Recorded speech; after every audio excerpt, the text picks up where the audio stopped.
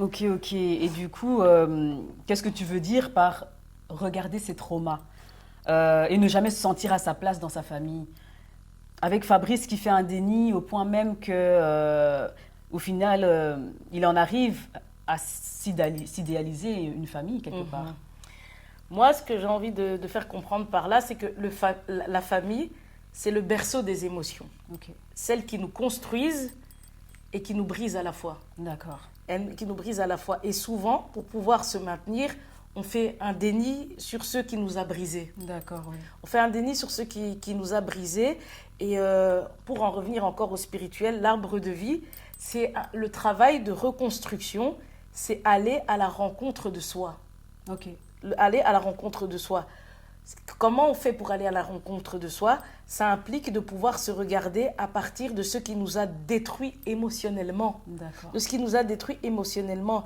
Ce qui ne veut pas dire couper avec ses proches, je répète. Ce qui ne veut pas dire couper avec ses proches, mais avec ces liens destructeurs qui ont un pouvoir sur notre présent et sur notre futur. Ok, Tu oui, vois? je comprends.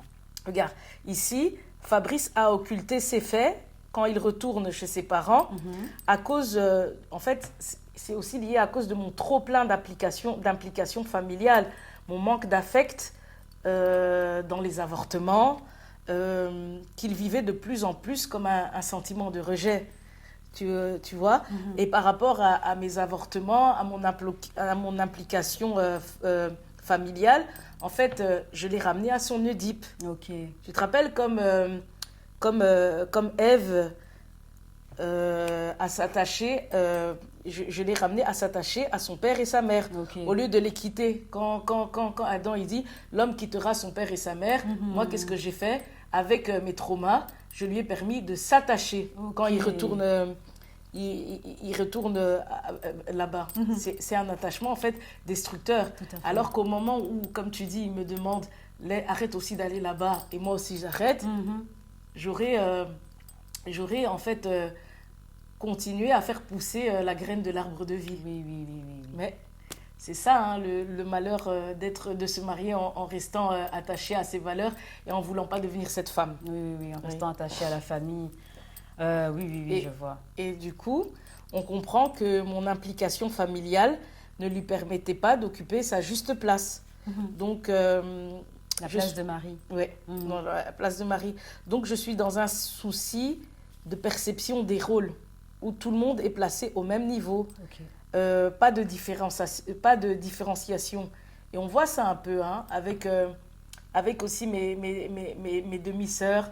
C'est comme si, en fait, avec les femmes de mon père, les enfants aussi rejouent ce rôle, ce rôle de rivalité. C'est comme si, en fait, Oh, on c'est était vrai. tous, en fait, dans la relation, en fait, de cette polygamie, tu vois. On Oui. rejoue ça. Quand on vient à l'hôpital, elles font des rondes. Elles nous voient, elles se fâchent.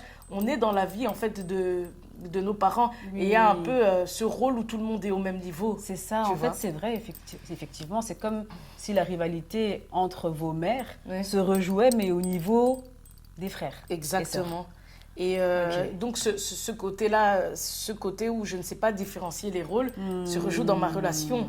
Et donc toute la famille occupe Ah une ouais, c'est place. C'est juste, parce Voilà. que oui, tu différencies pas les rôles, vu que Fabrice finalement prend la place d'un frère dans la famille, vu qu'il agit comme s'il était un frère et Exactement. tout est mélangé. Oui. Oh waouh, ça va loin. Hein. Voilà. Et donc toute la famille occupe une place de couple un peu, comme un peu à l'image de la polygamie de mon père. à On fait. était plusieurs enfants, mais en fait c'est comme si les enfants d'un tel représentaient telle femme et les enfants d'un tel représentaient telle femme. Oui. Et donc ce truc-là et tout, ça se rejoue. C'est pour ça que, en fait, au lieu d'être dans la peur et de te dire, il a jeté les œufs à la mer, qu'est-ce que ça implique?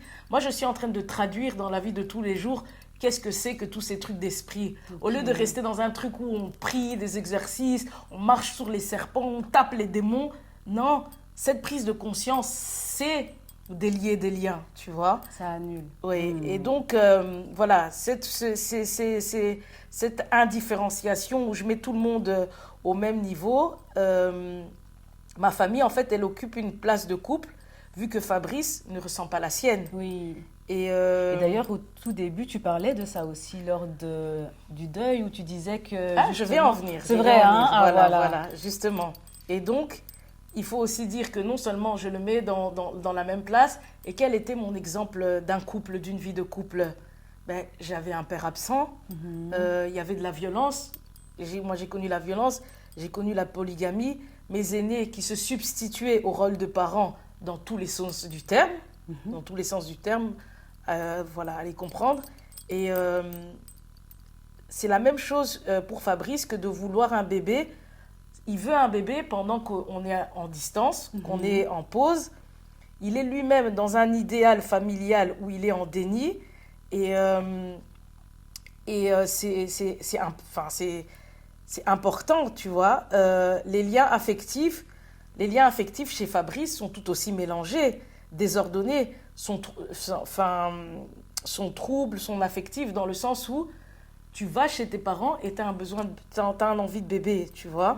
Et voilà, tout ça, comme tu l'as si bien remarqué, c'est que le même niveau que je mets par rapport à ma famille, ce manque d'indifférenciation, Fabrice qui veut un bébé alors il veut voir ses parents, il va voir ses parents, tu vois, il y a un Oedipe, il s'invente une histoire, il s'invente tout un idéal, il repense même plus à son moment de blessure, et les deux ensemble, c'est une réalité qui s'est très fort incarnée au deuil chez la plupart de nos proches et après sa mort en fait. C'est ça. Là où tu vois les amis qui se mettent au même niveau, les proches, au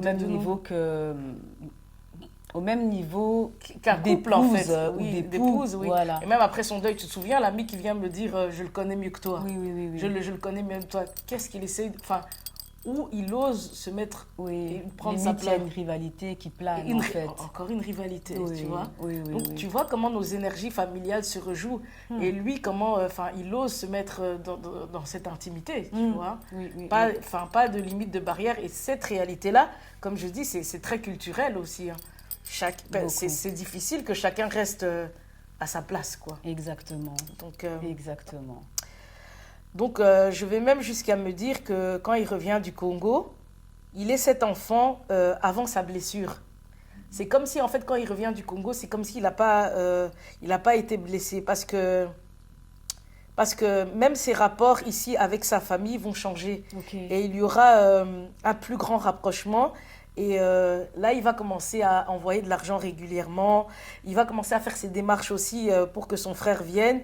Et pendant qu'on sera ensemble, les démarches qu'il va faire par rapport à son frère, ça va tout le temps échouer. Ça va tout le temps échouer, mais ça va marcher seulement quand on va se séparer. Là, quand on va se séparer, les démarches avec son frère, ça va marcher et il va venir. C'est étonnant. Et quand tu dis qu'il est redevenu comme l'enfant qu'il était avant... Il est revenu comme l'enfant qu'il était avant sa blessure. C'est-à-dire qu'il agit comme s'il n'avait jamais eu de blessure. Pourquoi je fais ce lien? Pourquoi? Parce qu'il va se rapprocher très fort de sa famille et c'est même un point où il va même remettre les liens avec la tante qui l'a fait grandir enfant. Ils vont devenir très proches. Mais ils vont devenir très proches. Tout à l'heure, comme si de rien n'était en fait. Voilà. Comme si c'était c'est dans ce sens-là que je veux dire, c'est vrai, ils vont vraiment se rapprocher. Il va régulièrement appeler ses tantes, alors que moi, quand je l'ai connu dans les débuts, il les appelait pas beaucoup. Donc tu comprends quand il revient, limite en fait physiquement, il a cette blessure-là, mais quand il revient, en fait c'est comme s'il a rien et il crée toute une autre harmonie avec sa famille. D'accord. Et comme je dis, moi, ce n'est pas un déni, mais voir les choses en face m'impose d'être noyée dans mes traumas. Et mes avortements, c'est un peu une sorte de rejet inconscient de ma propre réalité familiale que je retourne en fait contre ma santé. Oui, c'est vrai. Et en fait, à ce rythme, 4 fois, je risquais la stérilité. Tout à fait. Et c'est aussi, en fait, là, du coup, ça vient soulever un problème d'éducation sexuelle. Et je vais encore faire une autre confidence, c'est que pourquoi en fait je me retrouve à avorter 4 fois? Parce qu'il faut que j'explique. Encore une fois, quand j'ai la Fabrice amourette, c'est peu de temps après que mon frère quitte la maison. C'est peu de temps après que mon frère quitte la maison.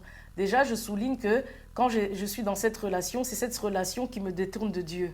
Quand je vois le moment de l'inceste et tout ça et tout, je double à l'école. Je double à l'école et tout ça et tout. Rappelle-toi et tout, qu'est-ce qui se passe? C'est que cette période-là, je sors en bordel. Tu te souviens, mon histoire avec les tontons, que tu commences à gratter et tout, des trucs comme ça et tout. Avant Fabrice, en fait, j'ai connu intimement, en fait, 4 hommes.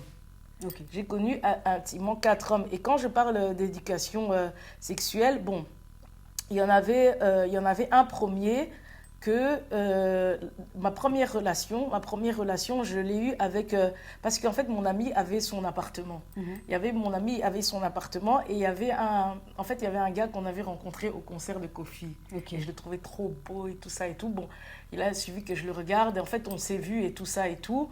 On s'était échangé les numéros de téléphone et tout. Bon, on s'est vus une ou deux fois. Et ce qui s'est passé, c'est que ma copine avait un appartement. Et cette copine, en fait, à la base, je la parlais plus parce que, en fait, des fois, dans ses conneries, elle allait trop loin. Et à un moment, en fait, je voulais plus la parler. Et qu'est-ce qu'elle m'a fait? Elle m'a dit, en fait, là où elle habitait, elle avait pris son appartement. C'était dans le même quartier que mon Fabrice à Mourette. Et donc, elle a profité de ça pour qu'on se remette en contact. Et on s'est remis en contact parce qu'en fait, elle m'a dit, ah, tu vois, en plus, j'habite pas loin, je le vois souvent et tout. Et moi et tout, du coup... j'ai mordu à l'hameçon. Et donc, cette période-là, je suis de nouveau en lien avec ma copine-là. Et les choses ont fait que, voilà, comme elle avait son appartement, et le gars-là que j'avais rencontré au concert et tout, on s'est vu à l'appartement et tout. Il s'est passé ce qu'il y a eu à se passer. En fait, ma première fois et tout, j'ai été mal à l'aise. Et puis, j'ai pris contact avec cet homme. Mais le truc qui est là, il se passe ça. Je parle d'éducation sexuelle, moi je me protège pas. Ah oui. Je me protège pas et tout ça. Ma deuxième relation, voilà, c'est avec un ami à ma sœur qui en plus aimait ma sœur. Qui en plus aimait ma sœur et tout ça. Et donc il vient, il me dit quand tu seras petite, quand tu seras grande, quand tu seras plus grande, tu seras ma femme et tout ça. Et voilà, on a eu cette petite aventure. Et puis après, oui, vas-y. Mais du coup, en fait, quand il te dit quand tu seras grande, tu seras ma femme, tu étais petite du coup. Exactement. Tu étais petite et ça aussi, c'est pas correct quelque part. C'est comme si un adulte parlait à un enfant, si je comprends bien. Oui. Un adulte, je sais pas, peut-être que si par exemple il me dit ça quand j'ai 10 ans, ben lui peut-être qu'il peut avoir 18, je sais pas, 20. Mais, en fait, à 18 ans, on sait quand on parle à un enfant. Et là, en fait, quelque part, il t'injecte déjà quelque chose qui fait que plus tard, finalement, vous avez quelque chose. Enfin, il se passe quelque chose entre vous au niveau intime. Exactement. Et déjà là, il y a quelque chose qui ne va pas. Enfin, ouais, quand je vois cette situation, je me dis, quand toi, tu as 10 ans, il doit aller parler à ta mère, en fait. Il doit aller dire à ta mère, moi, je vais marier votre fille quand elle aura... Mais oui, parce que c'est quand même malsain, je trouve. Ouais, c'est quand même malsain. Et après, les deux autres, c'était mes petits copains, tu vois. Il y en avait un, c'était une relation à distance. Et l'autre, c'était un petit copain, on se dispute aujourd'hui, on ne se revoit pas quelques mois, puis on se revoit et tout ça et tout. Mais pourquoi je précise tout ça? Parce qu'en fait, par rapport à ça, et que j'en reviens à l'éducation sexuelle, c'est qu'en fait, dans tout ça, je ne me protège pas. Oui. Il y a des maladies, il y a tout ça. En fait, voilà... J'ai eu de la chance de ne pas avoir été avec des partenaires malades, tu vois. Et donc, vrai. Tout ça, je ne me protège pas. Et qu'est-ce qui fait que, du coup, quand j'arrive dans ma relation avec Fabrice, il y a un moment aussi, on parle de toute notre conquête et tout. Et moi, en fait, quand il me demande, oui, en fait, t'as eu combien de personnes et tout ça et tout. Et moi, je suis un peu gênée de lui dire et tout. Je lui dis, ouais, j'en ai eu 4. Il me dit, c'est pas beaucoup, hein. Je dis, Je dis, c'est pas beaucoup. Je dis, c'est pas beaucoup. À cette époque, quand on parle de ça, lui, il a 23 ans. Je dis, si 4, c'est pas beaucoup, toi, t'as eu combien? C'est vrai que le calcul, il se fait vite. Hein. Je dis, toi, t'as eu combien et tout ça et tout. Je dis, toi, t'as eu combien et tout ça et tout. Il me dit, oh, moi, quand c'est rien, moi, franchement. Et après, même, il commençait à se vanter. Donc, quand on était dans la rue, en fait, je crois qu'il me prenait vraiment pour sa petite naïve là, et c'était l'occasion pour lui de se prendre de haut et tout. Et puis quand on sortait et tout, il me fait, tu vois cette fille-là, je couchais avec elle. Tu vois cette fille-là, je lui dis, oh, tais-toi. Ouh là là. Tu vois, il s'en vantait et tout ça et tout. Et ouais, bon, il m'a dit, c'est pas beaucoup et tout. Et puis moi, je lui dis, ouais, si t'as eu beaucoup et tout ça, Fabrice, il faut qu'on aille à l'église. En plus, avec le nom là que tu portes, ça, c'est des malédictions. Et je me rappelle qu'à cette période-là, quand on a parlé de ce problème-là, je lui ai changé de nom. Je lui ai dit, maintenant, tu vas plus t'appeler ton nom là, ton nom bizarre là. Tu vas t'appeler Moubenicha. Je lui ai donné un nom en Chilouba et tout ça et tout. Et donc, quand on se disputait, il signait ton bien-aimé Moubenicha. Je lui dis... Bon, bref, ça c'était pour la petite histoire. Mais tout ça pour dire que non seulement je me protégeais pas, et je tombais pas pour moi, comme je tombais pas enceinte, je me disais peut-être que j'étais stérile, tu vois. Mais voilà, quand j'ai ça avec Fabrice, voilà, il se passe ça. Moi, dans ma tête, je me disais en fait que, voilà, enfin, il y avait rien. Mais par contre, Fabrice et tout, enfin, il faut aussi que j'explique par rapport à mon amourette, en vérité, pourquoi il m'a plaqué. Parce que il m'a plaqué, pourquoi? Parce qu'en fait, c'est parce qu'avec lui, je ne voulais pas passer à l'acte. Okay. C'est bêtement pour ça qu'il n'a pas voulu... Enfin, il m'a plaqué, en fait. Ouais, parce que je ne voulais pas. Il y en a beaucoup qui passent par là aussi. Hein? C'est vrai que... Allez, quand on commence comme ça, les premières amourettes et tout, ben, on a tendance à dire non. On ne veut pas. Oui. Enfin, c'est pas ce qu'on a en tête déjà parce que souvent on commence tôt. Hein. Moi, j'ai eu aussi la même histoire. Je dis, la personne veut passer à l'acte, je dis non. Moi, je veux pas. Je préfère attendre le mariage.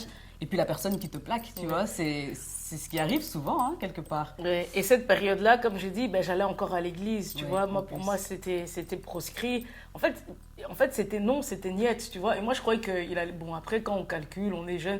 Là, et il m'a plaqué en fait pour ça.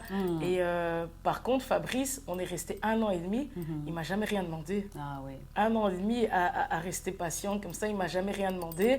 Et on voit bien la différence aussi. Exactement. Hein. On voit la différence. Il m'a jamais rien demandé et tout. Et tout ça pour revenir à l'éducation sexuelle, c'est vraiment très grave dans notre communauté et tout.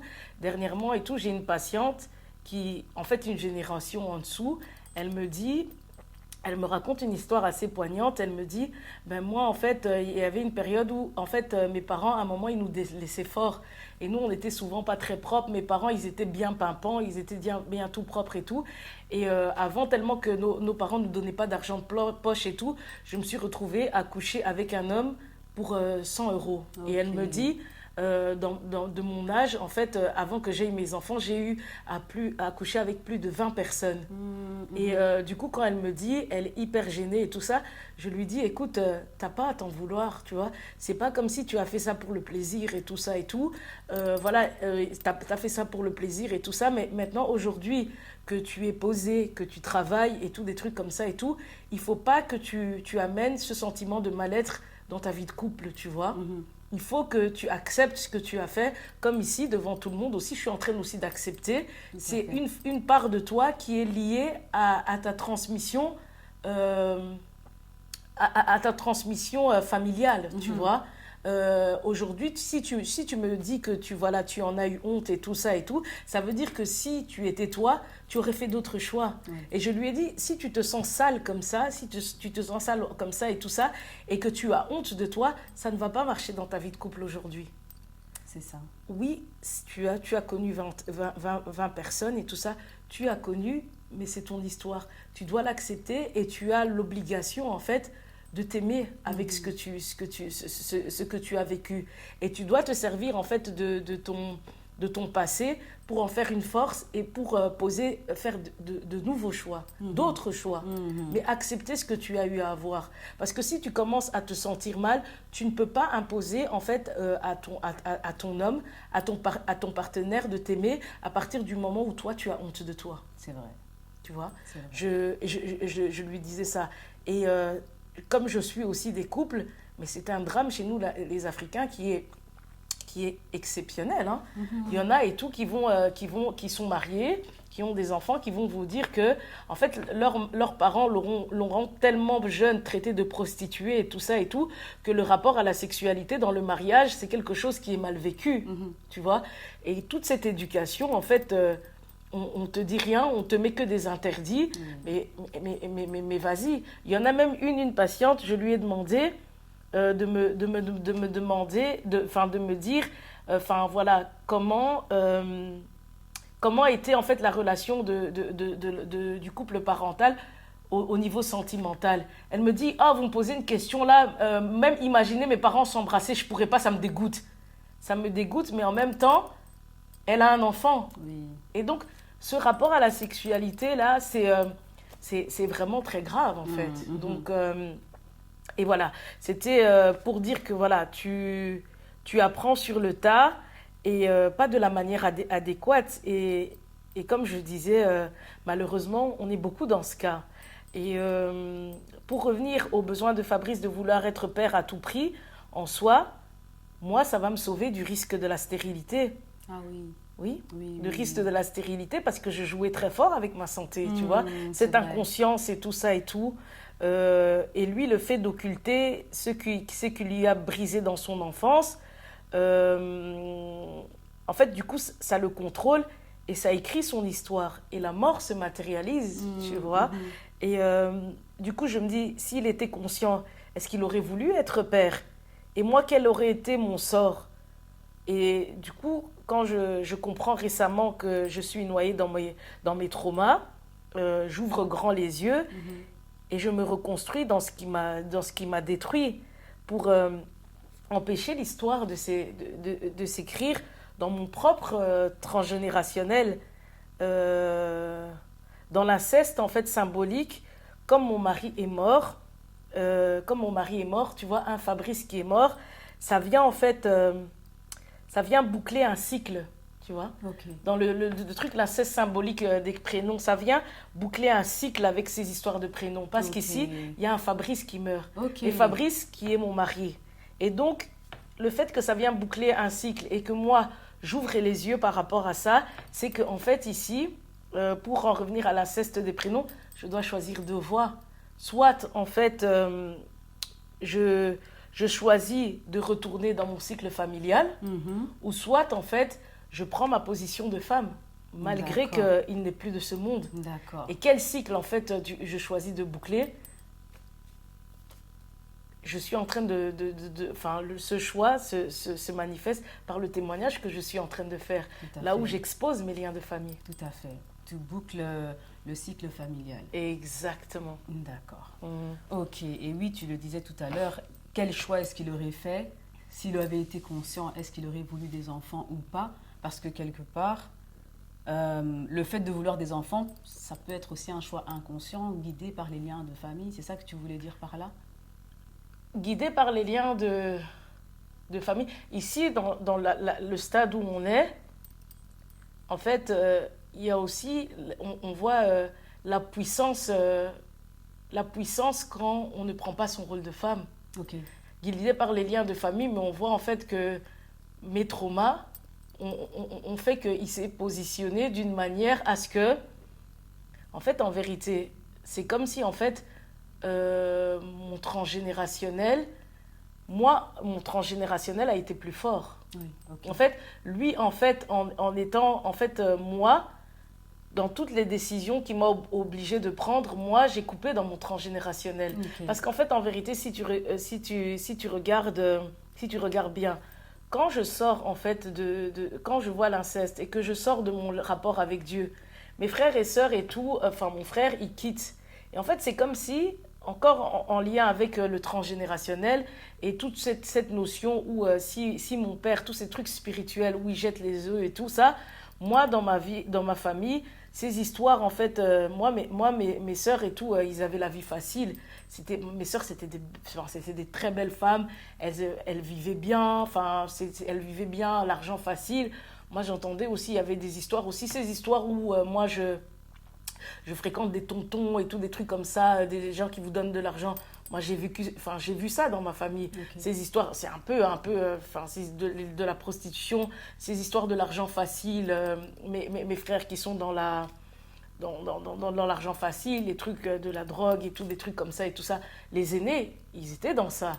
Ça fait comme si, en fait, normalement, en fait, si je n'obéissais, enfin, en obéissant à toutes les exigences de Fabrice, en fait, moi, j'ai été épargnée de mon transgénérationnel. Ça fait comme si aujourd'hui, les aînés, ils sont posés, ils ont des familles, ils sont à l'église, ils sont plus dans toute cette vie de vêtements, de drogue, de tout ça et tout ça. Mais les plus jeunes dans ma famille, ils sont dedans. Mes petits frères, ils sont dedans. On dirait que c'était comme si, en fait, dans les liens de malédiction, maintenant, eux, en fait, ils ont fait leur temps. Ils ont presté en tant que... Ils ont presté. Maintenant, c'est à notre génération. On dirait que c'était à notre génération à reprendre le relais. D'accord. Tu vois? Oui. Et moi, en fait, j'ai échappé ça. Oui, je vois. J'ai échappé à ça. Et Fabrice, en voulant aussi... en voulant une position où il est papa, tous ces trucs-là et tout, ben ça l'a valu, en fait, de mourir. Oui, oui. Parce que ça l'a valu de mourir. Et donc, c'est encore une preuve de... On ne peut pas échapper à ces liens. On dit Singa famille et Bendanakame Katanakate. C'est comme on dit les liens du sang, tu peux les étirer, mais tu ne peux pas les couper. Et on dirait qu'en fait, en ayant toutes ces positions, en fait, il a coupé et ça a amené la mort, en fait. Oui, oui, oui, oui, oui. Ok. Et je crois que la manière de couper, c'est en travaillant sur soi. Maintenant, voilà, si chez moi, ça amène la mort, voilà. Mais en tout cas, moi, rejouer ces liens, c'est pas possible. Voilà. Ok. Décision décisive. Ok.